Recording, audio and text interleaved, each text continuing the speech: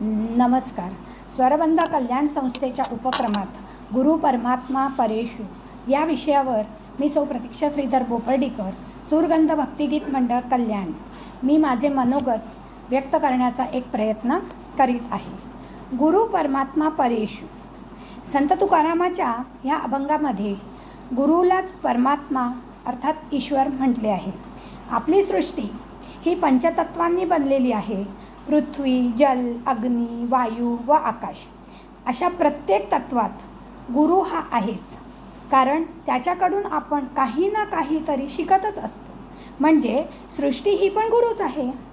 गुरु असल्यामुळे त्यात ईश्वरी अंश हा असतोच. मग प्रश्न असा येतो की तो ईश्वर म्हणजेच परमात्मा आपल्याला दिसत का नाही? तर परमात्मा हा निर्गुण निराकार आहे. ते प्राप्त करण्यासाठी आपल्याला देहधारी सगुण साकार आध्यात्मिक गुरु हा करावाच लागतो. परमार्थात हा फक्त बोलून चालत नाही. त्यासाठी प्रत्यक्ष साधना करावी लागते. साधना केल्यानंतर अनुभूती येते व अनुभूती आल्यानंतरच पारमार्थिक प्रगती होते.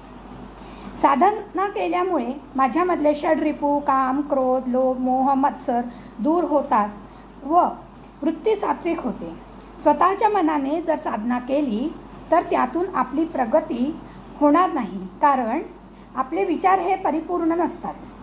कोणालाही न दुखावणे, विश्वासघात करणे हे जर टाळले तर आपल्या जीवनात हे तत्वज्ञान गुरुप्राप्ती करून देतात. एकदा का आपल्या जीवनात गुरु आले व त्यांनी आपल्याला स्वीकारले तर पुढची प्रगती तेच आपल्याकडून करून घेतात. पण गुरु सांगतात त्याची अंमलबजावणी करून शरीर व मन हे सर्वस्वी त्यांना अर्पण करून साधना केली तरच ह्यापासून मिळणारा आनंद अगणितच असतो. प्रत्येक गुरुला असे वाटते की शिष्याने दुःखदायक अशा भवसागरातून मुक्त होऊन आनंदी जीवन जगावे.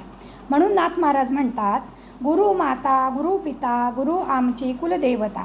प्रत्येक शिष्य आपल्या गुरुची महती हे सांगतच असतो. कारण गुरु हेच सर्वस्व आहे. गुरु हेच ईश्वर आहे. गुरु हेच परमेश्वर व परमात्मा आहे.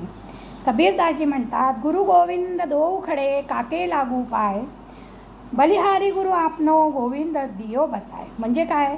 तर गुरु और भगवान दोनों ही मेरे सन्मुख खड़े हैं, परंतु गुरु ने ईश्वर तक पहुंचाने का मार्ग दिखाया है. इसलिए जब समक्ष गुरु व ईश्वर दोनों ही खड़े हो तो पहले हमेशा गुरु के चरणों में शीश झुकाना चाहिए, क्योंकि गुरु ने ही भगवान के पास पहुंचाने का मार्ग दिखाया है. धन्यवाद.